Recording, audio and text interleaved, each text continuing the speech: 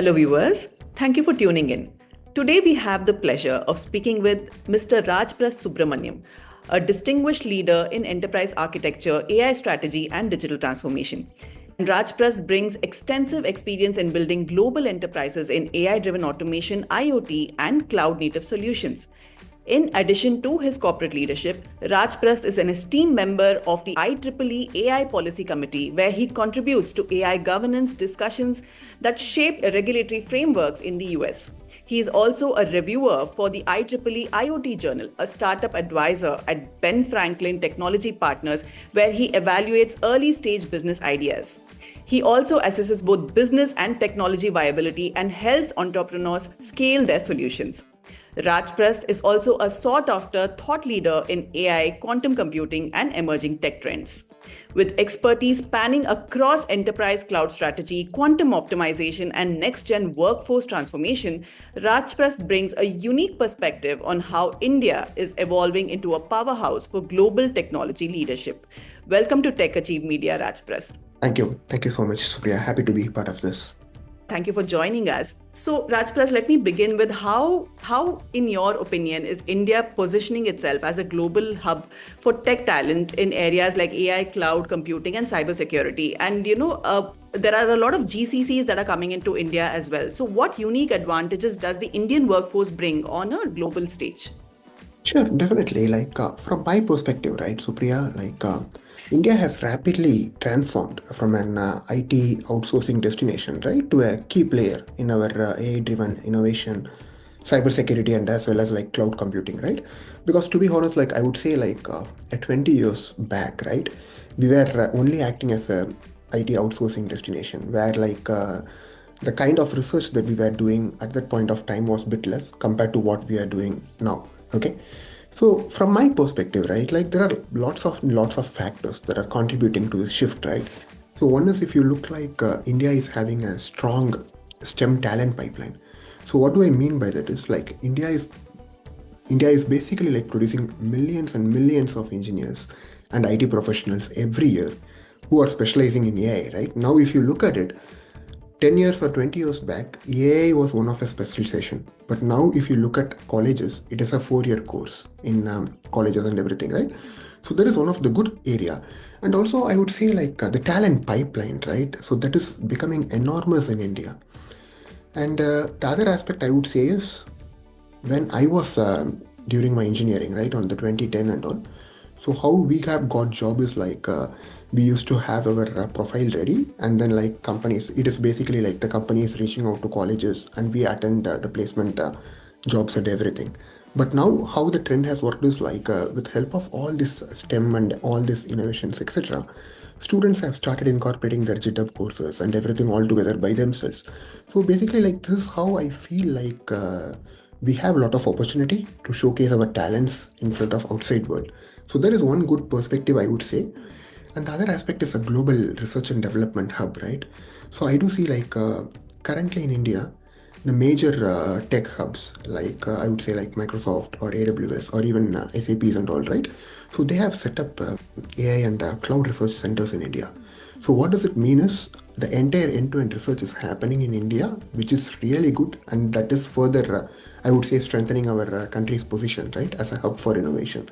So even if you look at it even in USA, right, where currently I'm living on, I would say we work closely with a lot of academics in India to understand more about the upcoming researches and the ongoing researches that is happening on quantum computing and cybersecurity, etc.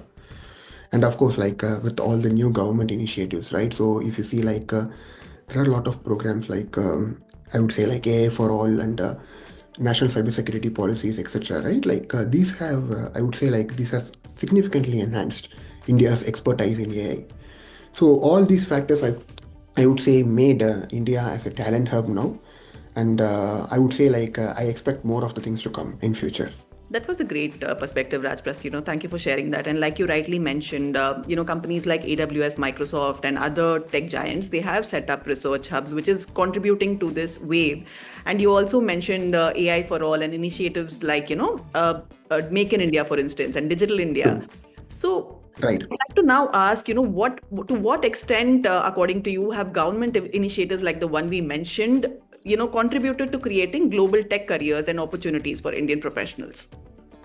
Definitely. So, for example, let's take a couple of cases, right? One is like Make in India, and another one is Digital India, right? So, when it comes to Digital India, one of the example I would say like the UPI linked payments, right? So, I would say like 5 years back, we were, I mean, paying everything with cash, right? But now, with help of, I would say like India was one of the front runners in digitizing the payments, right? Compared to what we have done it in US, right? So I would say like this digital India, right, especially like digitizing the finances, etc. And this ideally accelerated the cloud adoption. And also like I would say like this digital India, especially this government scheme, right, it has improvised the AI research as well as the security best practices.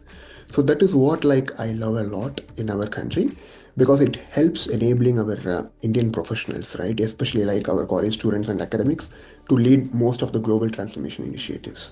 So that is from the Make in India, Digital India. And the other one I would say like the Make in India option, right? So that is something to attract our foreign investments, right? Especially in the semiconductor manufacturing, IoT and AI driven automation. So recently we have read about like Tesla is also planning to open the offices in India, manufacturing in India. So that is going to add lots and lots of jobs to our engineers. As well as if you recollect, like Apple is already having their manufacturing in India, which involves a lot of semiconductor manufacturing and everything all together. So I started feeling like India, especially with Make in India, we have been kind of like an Indian hub for all the manufacturing, which brings more revenue, etc. And I would say, like, along with Make in India and Digital India, the other scheme I talk about like the production linked incentive, right? So basically the PLI scheme. So that is also like boosted India's role, especially in electronics and manufacturing. So I feel like these options, right, helps our Indian professional and Indian academics as well as Indian industries, right, to move forward from providing outsourcing the traditional IT services to product development. So basically, what earlier we have done is most of the manufacturing hubs and the product development is in Europe and US. And what India has done is like we were providing traditional IT services, right? Just doing the service delivery. But here, with help of all these government initiatives like Make in India, Digital India, etc., we have slowly moved from traditional IT services to product development. So that really attracts lots and lots of Indian talents. And this also involved in deep tech research, right? And obviously, a lot of global leadership positions are open because of it. So, Rajpras, you previously mentioned that we have a lot of STEM talent in India, and you're right about it. Yeah. I mean, we do have a lot of universities like IITs and a lot of NITs that contribute to this kind of talent. Right. However, one thing that we come across a lot is that they're all in a lot of service-led roles, and there is somewhere a gap when it comes to innovation. For instance, when it comes to an innovation like a DeepSeek or a Chat GPT, Right. in the talent in India seems to imitate what is happening on the global front. I mean, we haven't come across with a ground breaking innovation yet. So, if I had to ask you, with the rapid advancements in technology, how can India's workforce transition from service based roles to more innovative and product driven global tech roles? Fantastic question, right? So I would personally say, Supriya, like our India's future in technology, right, will be obviously defined by its ability to shift from execution to invention. For your question, right, we have to move from service delivery, execution to invention, inventing the new products, etc. And how can we do that? Obviously, you have to set up a lot of research centers in India. And if you look at it, Supriya, like on the past 5 to 10 years, the number of startups that we have founded in India has been increased manifold. And India's startup ecosystem is thriving. That is what if you see like the leaders from all the globe, right? Like be it SAP leaders or Microsoft leaders, they all told like India is the next front of innovation. There are a lot of entrepreneurs coming with India thanks to the government-backed initiatives, right? So basically, like our entrepreneurs gets lots of incentives from the government. So that is one of the reason where our technologists, especially, they have spent a lot of time nowadays to innovate on the deep tech ventures. So that is one option. The other case here is I was talking about Make in India, right? So think about like the foreign investments in India, be it like Tesla or be it like Apple, etc. Now, what happened when they started investing in our country? Obviously, this manufacturing, all this new innovation, right? Obviously, is coming in India. So that is another advantage, I would say. And the third part, which I would like to always say is, especially in our countries, right? What we always say, we have to foster the culture of innovation. Okay, so what do I mean by that is, I would say like earlier, like 5 years ago, everything was like all the niche technologies, right? Like all the niche skills, like artificial intelligence, quantum computing, etc., are nice to have capabilities for our engineers. But now we are slowly moving towards must have. So it is no longer nice to have features, these are all must have skills. So what do you have to do? You have to upskill in all these technologies for sure, especially on Gen AI, where India is investing a lot, where the entrepreneurs are investing in a lot. And also, if you look at it, right, quantum as well as synthetic biology, these two are all like upcoming technologies, which will potentially drive the next wave of disruption, right? So ideally, what India has to do and Indian companies has to do to start investing on these new technologies for sure. They have to foster the culture of innovation, and obviously they have to accommodate some money for research and development, and that is where like the innovation lies. And also like I would see like what I want to see, another one is like the industry and academia collaboration, right? So for example, I would say there are a lot of companies like Microsoft, SAP, etc., who are all tied up with universities on their research programs, especially on the quantum computing, etc. So that is a kind of an industry academic collaboration that we have to establish a lot in India. Currently, I see it is happening in US and Europe, but I would see like if that happens in India, that will also drive a lot of innovation towards it. Hope that answers the question. Yeah. It absolutely does, Rajpras. And while we are on this topic, I'd like to also ask you. I mean, when it comes to innovation and R&D and investments and things like that, right? We mainly see that happening in the Tier 1 cities. Like True. all our tech hubs are either found in Bangalore or Delhi or Gurgaon or Mumbai or all these major cities, and we never hear of this happening in Tier 2 or Tier 3 cities. So as global companies expand their operations in India, right, what role do Tier 2 and Tier 3 cities play in shaping the future of global tech careers? Are we witnessing an equal distribution of opportunities across regions, or more work needs to be done there? To be very honest with you, right, Supriya, I do see like compared to 10 years before, now I see like more and more like tier 2 and tier cities in India are emerging as the next tech hubs, right? Because of like multiple reasons. One is like, I would say it's lower operating cost, right? Because most of the companies like they find their cities like attractive for IT hubs and also for the remote work opportunities, right? Especially after COVID, most of the employees started working from the remote location. So for that case, you can have a companies in the tier 2 city also where these remote workers obviously like they can work out of their own city, right? So that is one option. And also the good thing is like the government IT investments right nowadays. So I know like states like Kerala, Tamil Nadu, Odisha, etc. They have started investing a lot in tech parks to attract investments, and also like they are like uh, I mean they are like basically like enabling the startup incubators also. So that is a good thing for the companies to decentralize the opportunities. So what has happened earlier is like the people or employees from the tier 2 and tier 3 cities have to travel to tier 1 city to join the job. But now with this tier 2 and tier cities and 3 in the cities in the picture, the companies start the hub there that help decentralize opportunities, and a lot of local city guys are getting opportunities to work. So that is a good thing. But there are a couple of challenges I see with this, right? The one is like, I would say, especially the last mile infrastructure. Because generally, what happens, right? Like when we start companies in tier 2 and tier 3 cities, generally the clients. So, for example, right, if you take an example, you have a company in tier 2 city, and if you have a client from US, obviously the client has to travel to the offshore, right, to India to meet their teams and all. But obviously, like the last mile infrastructure is currently less in the tier 2 and tier 3 cities. So what do I mean by that is like generally like the tier 1 and everything, right? It is like having airports and everything nearby so that the clients and everyone travel quickly. But here the challenge is like the last mile infrastructure that needs to be definitely developed, as well as like I would say like the gaps in the startup ecosystem, right? Because like I would say still I would say like the number of academic colleges in tier 1 city is performing far better compared to tier 2 and tier 3.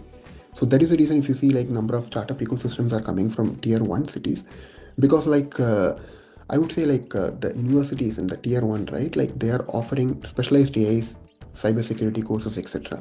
So that is something I would suggest like the tier 2 and tier 3 colleges also has to provide, so that like the gaps in startup ecosystem can also be minimized. So in that way I feel like the tier 2 and tier 3 cities can better play a role in future of our global tech careers. Again, those were very pertinent points that you mentioned, Rajpras. So, while we're again talking on the topic of talent, one of the main problems that India has faced is the brain drain issue, right? It's not like we do not have talent. It's just that our talent moves abroad for maybe better opportunities or growth or even salary for that matter. I mean, there's a Satya Nadella, there is like, Sundar Pichai, but they're all, in foreign countries. So, if I had to ask you, how can the country retain its top talent while also attracting professionals back from global markets to strengthen its tech ecosystem? Obviously, the first thing I would say is like the competitive salaries, right? Supriya, like if you know, right, I would say there is a clear distinction between the work-life balance followed in India versus US and other countries. Especially, I would say, right, like in India, like the work-life balance, still I feel like it is not in balance, right? That is one of the major challenging. Even to be honest, like I I would say like when I have talked with my friends now, this work-life balance have improved better comparatively compared to past few years. So that is something very important, as well as competitive salaries, right? And that is also I see like India has come as a long way in salaries, providing competitive salaries. Because I know like always India was perceived as a low-cost center earlier. That is the reason like India were always pulled to do with all the IT service deliveries. But now with help of like I would say like with the competitive salaries and everything, obviously India, I mean like the talents in India are getting paid for what they are worth of. So that is really good. And also the other aspect I see, right? Most of our Indian talents moved to other countries in the past because of the leadership roles. Because most of these countries, right, the countries that are founded, I would say like in EMEA region, which is like Europe and Middle East, or else like in US region, they will be having most of the L1 and L2 executives based on those regions. So what do I mean by that is if a company founded in USA, then obviously what will happen is like it has a large customer base in USA and they want to have an executive roles in USA. So that is the reason like Indians move here, right? Because the number of opportunities for getting into executive roles were very high. But now that option was also changed in India. I do see slowly India has been perceived currently as the biggest tech hub. So what does it mean is I do see lots and lots of executive leadership roles coming out in India. So that is really very good. And I do honestly see most of, or I would say not most of, at least like 30 to 40 percentage of our talents across countries have moved to India for a leadership role. Because of the emerging tech talent, India has been formed as a tech hub. So most of the companies, if you see, right, they have started the research and development center in India. So which means like increased funding goes to India on quantum AI, biotech, and everything, right? So the leadership roles are high, as well as the salary is becoming high. So that is very good to ensure we are keeping the talents in India, and also the work-life balance have to be imminent to reverse the brain drain. And also the other option I would say is like there are few programs like Vibe Summit and I would say like the global initiative of academic networks, etc. Right? So that is also helping to bring the experts, right, of Indian origin back for the collaborations. So these are all the areas I see like India is already improving on. And obviously like couple of things is like the salary competitiveness which got increased now. And I would say like the other option is like if we can still improvise on the work-life balance, if organizations can ensure like we keep like 9 to 5 as a work life, or else like flexible work hours, that would really help Indian employees to reverse the brain drain, especially. And honestly speaking, Supriya, like I do see like being in US, right? I can say like most or our engineering, right? Our Indian engineers, they tend to travel back to India to find the new company, to find the new companies there. So that is a good thing, because like lots and lots of Indian startup and R&D centers are keeping in India. That is good to hear. Absolutely, you're right when you say that this is the latest trend that they go and they found their own companies in India. This is obviously a good thing. So another thing that I'd like to discuss, Raj Prasad, is that this technological advancement that are happening as of now is unprecedented, right? Right. The country's talent, the working professionals, they cannot afford to be unskilled in these technologies anymore. I mean, there are already talks about jobs being displaced by AI and things True. like that. So, what steps, according to you, should students take to prepare for careers in AI, quantum computing, and other emerging technologies? Great, great. So here, Supriya, like it is a fantastic question, and most of our students, right, like whom I am mentoring on, they have the similar kind of question, right? Especially because if you see Gen AI, generative AI, right? Of course, like you do see a lot of open source models, lot of online trainings available for the students to get learned on. So some of the students, right, even if they're interested in Gen AI, what they can tend to do, there are a lot of open source models available which they can download and they can use it. So basically they need to have a hands-on experience, because the companies who are hiring these entry-level trainers, right, they are always looking for some hands-on experience in the innovation technologies. So from the generative AI perspective, definitely I would say like you need to focus on hands-on learning. That is very, very, very important. And the other aspect is you have to always develop the computational thinking. So what do I mean by that is there is a lot of drive towards creating the code automatically with help of Gen AI, right? Yeah, obviously, if you tell Gen AI model to create a particular application with the business functionality, definitely it will create a code for you. But then you cannot directly deploy that code. This code will come up with errors, obviously. So you need to have a clear understanding of data structures, algorithms, etc., to ensure you are debugging this error and resolving this error to deploy the application in production. So what do I mean by that is Gen AI and this kind of innovation, it will complement us. It is not going to remove our existing jobs. Of course, there are few manual jobs that will be removed in future, such as like the customer service representatives, etc. But these IT jobs are remaining to stay. So what you have to do, you have to be very good at data structures, system design, etc. That is very, very critical. Gen AI will help you to improve the code delivery, but you should be in a good position to understand the errors and debug accordingly. As well as the other thing I would say is when I mentor the students, right, most of the students concentrate a lot on coding. So the first question they ask is, for me to get into an interview, for me to get into a job, what kind of programming languages I should be learned on? So they start with Python, Rust, etc., right? But we have to understand something like with help of all this Gen AI and everything, right? Most of the employers, what they expect out of students is to have critical and lateral thinking along with this coding. So what do I mean by that is now students have to think about with help of Gen AI, quantum computing, etc. What is the power of cybersecurity? Because there are lots and lots of security incidents that are coming out of Gen AI. So most of the companies, right, who is implementing generative AI scenarios in the mainstream, they have a separate cybersecurity team who is evaluating on this issue. So generally, the expectation is to have an understanding on cybersecurity as well, and also you need to have an understanding of AI ethics. So what is when I mean AI ethics? What is the ethics related to processing your data? So those kind of information that students have to think about. And the third perspective I would say is always participate in internships. always look out for internship, always do the research collaboration. If your universities are doing research in a particular area, please collaborate. Otherwise, like I know many of the companies, right, employers, they have tie-up with universities on the research collaboration. So involve on the research.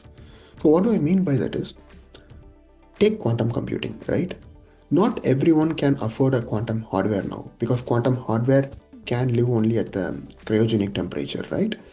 So basically, classical computing is here to stay, but quantum hardware, if you get access to it, just try to experiment with it. Otherwise, most of the universities who doesn't have access to quantum hardware, what you can do, there are quantum simulating hardwares that are available, right? And also like there are a lot of quantum frameworks like companies like IBM's, Google. So Google is having Circ, IBM is having QSKit. So they are all providing this quantum softwares for free for limited availability, right? So you can use those frameworks to test the quantum skills. So this is very important for us because like if you look at it like a decade back, knowing these niche skills are nice to have. But now for you to get into a company, these niche skills are must have. So you have to be very clear and concentrate on these topics. And of course, the good thing for you is there are lots and lots of open source tutorials, frameworks, languages available, and companies are all providing free resources for students. So make a use of it and develop the skills. That's what I would say.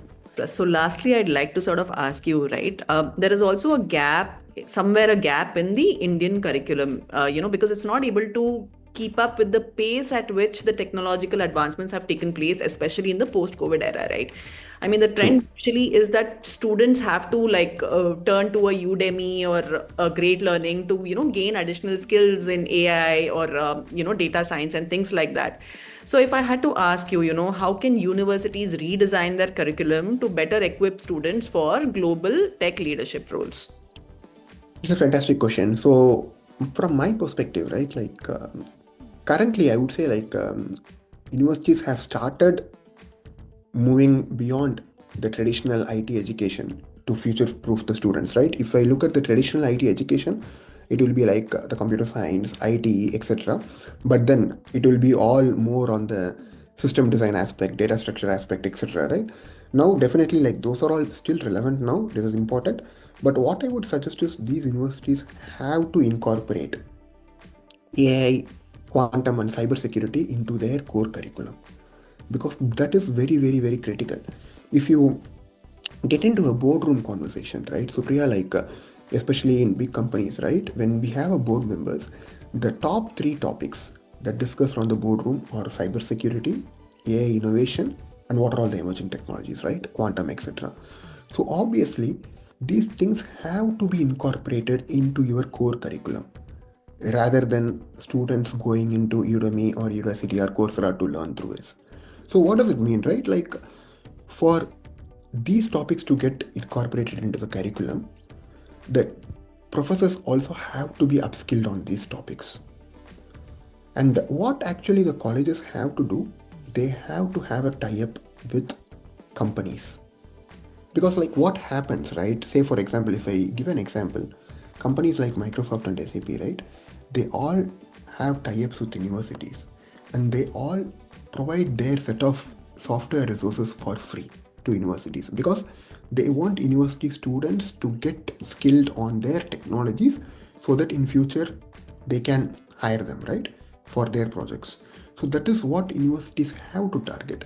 So ideally what they have to do, they have to incorporate these emerging technologies into their curriculum. Now, theoretically, these technologies can be dealt by professors, but how you can have a practical hands-on experience, that is where your collaboration with industry and companies are very, very, very critical. So I would say like the companies like Nvidia, because Nvidia, right, they are one of the pioneers in they are one of the pioneers in the AI hardwares. So obviously, like you can get a AI hardware, and of course, like you do have a lot of machine learning models running in, which is coming for free. So with that, you can upskill your student. So you have to do that at the most now, because I would say in the next 5 to 10 years, universities who incorporates these innovation topics into their own curriculum can only succeed in the placements and everything. Otherwise, it will be challenging.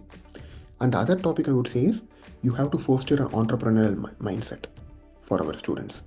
So we have to move out of the mindset that student has to place in a particular company, rather than we have to incorporate the deep tech startup ideas in students' mind. And also, like, we need to find an option on how university can back the seed funding for these students, right?